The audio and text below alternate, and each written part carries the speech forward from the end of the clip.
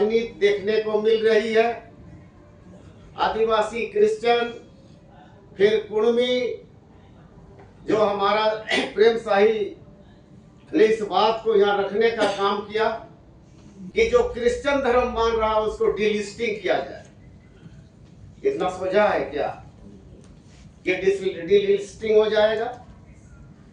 जानना चाहिए, हमारा देश का संविधान में हमारा पूर्वज जो आदिवासी है, आदिवासी को रेस कहा गया है,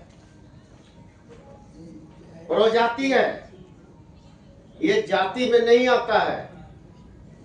लेकिन इतिहास ये कहता है कि बुद्ध ने जब आखिरी प्रवचन किया था तो उनके 5 ही अनुयायी थे,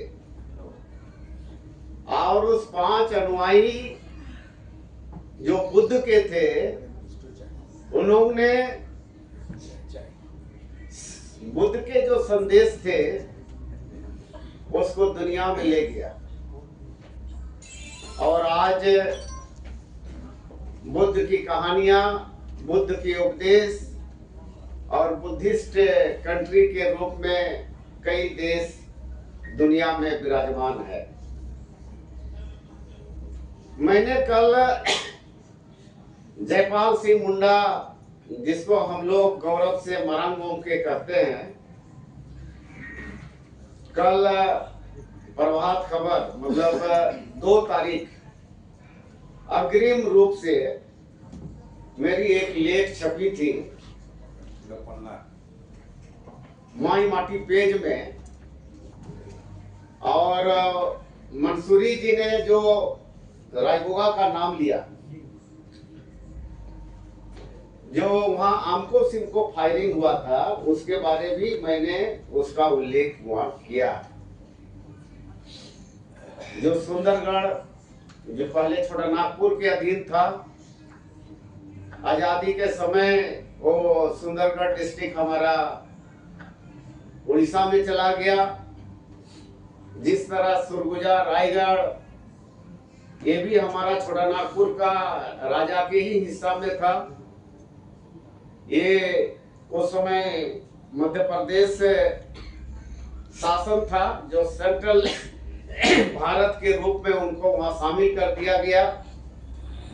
और झारखंड जो था, असल में झारखंड के तमाम हिस्सों को कहीं बंगाल में मिला दिया गया, कहीं उड़ीसा में मिला दिया गया, और मध्य प्रदेश में मिलाया गया, और इधर बिहार में।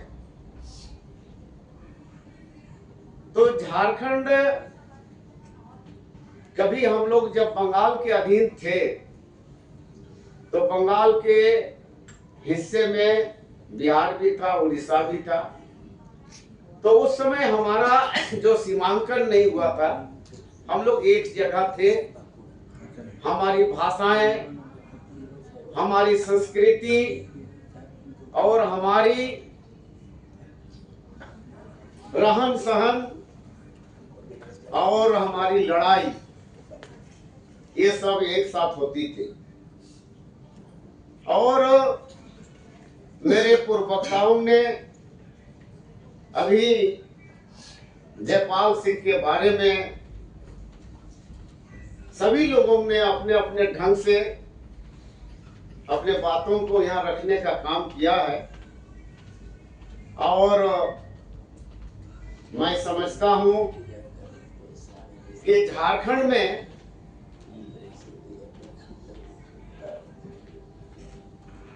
राज होकर 25 साल हो गया, और बेसरा जी ने तो बहुत ही दमदार ढंग से अपनी बातों को रखने का काम किया। आज प्रश्न है, भारत रत्न किसको मिलना चाहिए, नहीं मिलना चाहिए, ये भी प्रश्न आज हम सबके सामने है। लेकिन जयपाल सिंह को यहाँ पर जो राजनीति होती है, मैं जानता हूँ कि वो कृष्ण धर्म को मानने वाले थे, इसलिए उसको राजनीतिक रूप से जो श्रेय मिलना चाहिए उनको नहीं दिया गया। ये भीतर की बात है। कहता है लोग, लेकिन जो हम लोग धर्मनिरपेक्ष पंथ निरपेक्ष को मानने वाले जो लोग हैं, हम इस बात को नहीं मानते। आज जो 25 साल में जो यहाँ राजनीति देखने को मिल रही है, आदिवासी क्रिश्चियन फिर कुर्मी, जो हमारा प्रेम शाही ने इस बात को यहाँ रखने का काम किया, ये बहुत स्पष्ट है।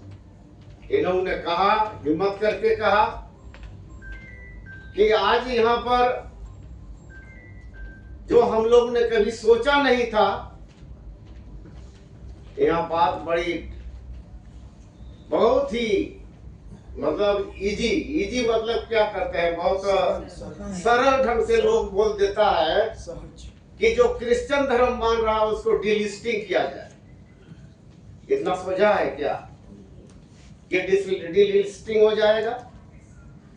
जानना चाहिए, हमारा देश का संविधान में हमारा पूर्वज जो आदिवासी है, आदिवासी को रेस कहा गया है, प्रजाति है। ये जाति में नहीं आता है, ये हिंदू वर्ण व्यवस्था में नहीं है, ब्राह्मण क्षत्रिय वैश्य शूद्र में नहीं आता है वो। इसलिए प्रजाति या रेस के नाम में या सामाजिक आर्थिक रूप से उनको यहाँ पर रिजर्वेशन मिला है, और उसको आप कहेंगे डिलिस्टिंग कर दिया जाए, तो ये बात कोई नहीं मान सकता है।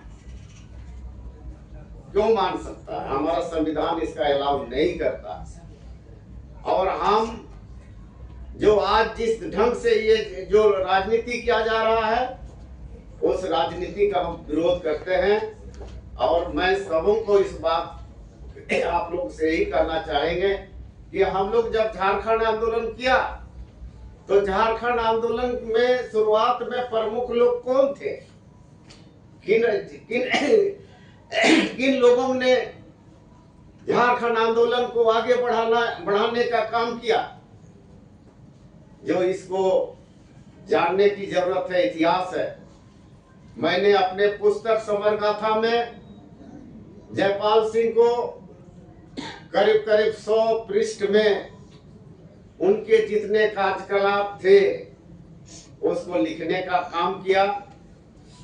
झारखंड आंदोलन का एक प्रथम फेज के रूप में जयपाल सिंह जी हैं। भले राजनीति में झारखंड अलग राज्य के मामले में कांग्रेस पार्टी ने उसको धोखा देने का काम किया, ऐसे ही आदिवासी तो सरल होते हैं और नेहरू जी के बात में चले गए, विश्वास किए, लेकिन उस विश्वास में उनको धोखा मिला। इसलिए जयपाल सिंह कहीं भी गलत नहीं थे। लेकिन ये 1963 की बात है। फिर 64, 65, 66, 67 दो आदमी फिर आए, बाबुल सुमरू और एनी होरो। इन्होंने जिसको जो दूसरा फेज है झारखंड आंदोलन का, और दूसरा फेज में ये झारखंड की समरगाथा किताब में मैंने उस दूसरा फेज में मैंने ये इन लोग को लाने का काम किया। फिर तीसरा फेज में झारखंड मुक्ति मोर्चा आता है, जिसमें विनोद बिहारी महतो और शिबू सोरेन, और उसके साथ साथ हम लोग उसी फेज के लोग हैं। तीसरा फेज, उसमें फिर आजसू आता है।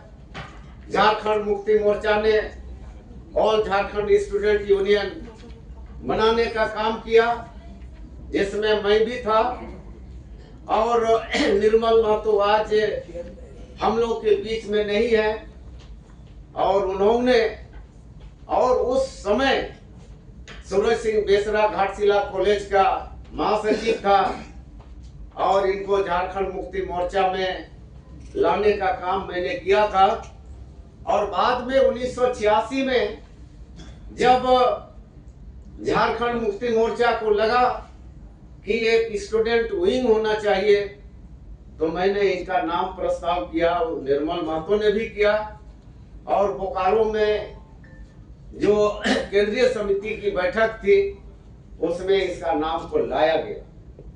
और बाद का इतिहास आप सभी लोग जानते हैं, लंबी है और कम समय में बोलना है, इसलिए आज झारखंड की जो समरगाथा पुस्तक है और उस पुस्तक का इंग्लिश में journey of Jharkhand movement translation किया है, वो हमारे किड़ो जी है, संतोष किड़ो जी, उन्होंने उस किताब का ट्रांसलेशन किया।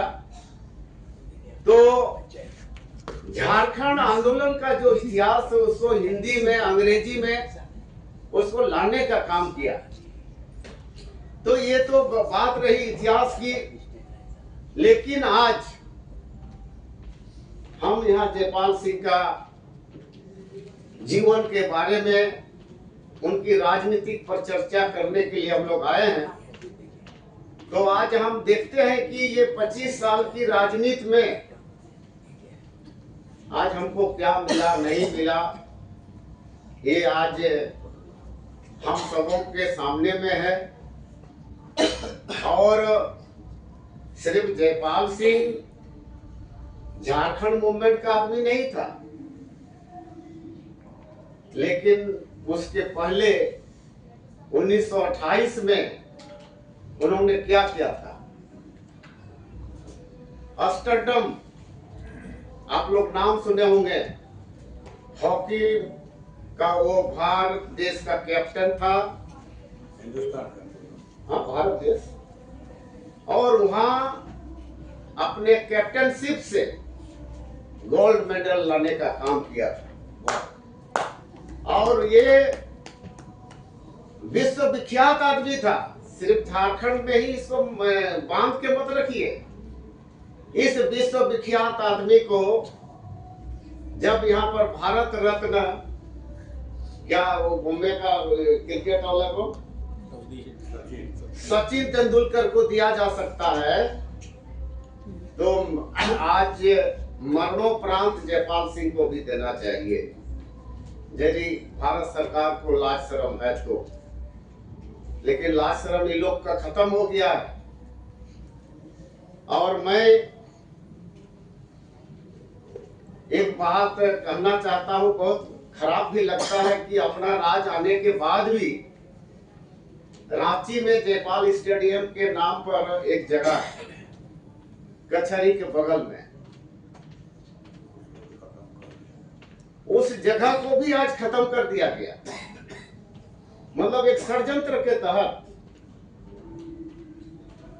आज वहां पर क्या क्या भवन बन गया, क्या भवन बना,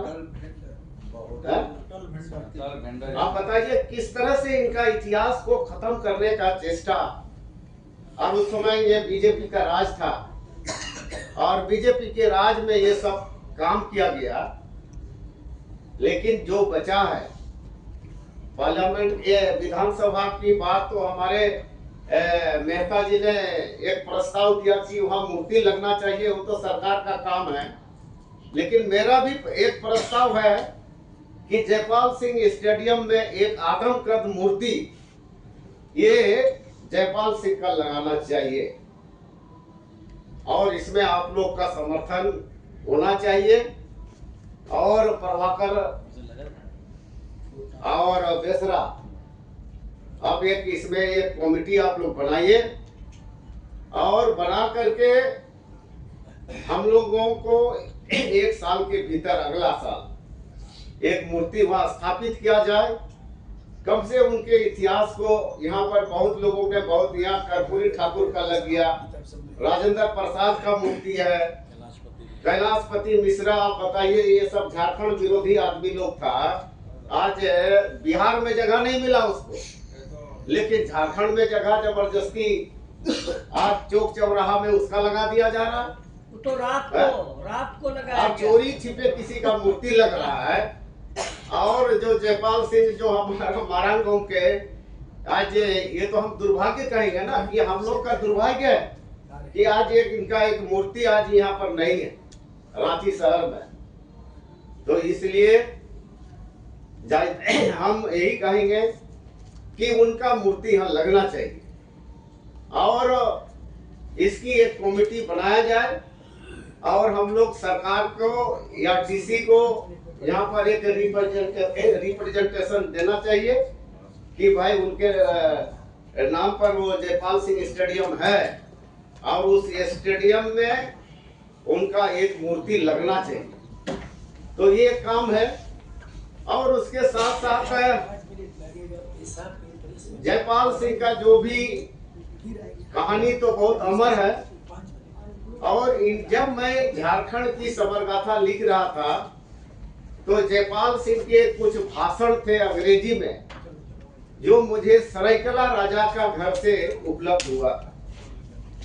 मैंने उनको जाके पूछा और खरसुआ राजा से जो एग्रीमेंट हुआ था कि खरसुआ और सरायकेला को उड़ीसा में किस तरह से आप विलय कर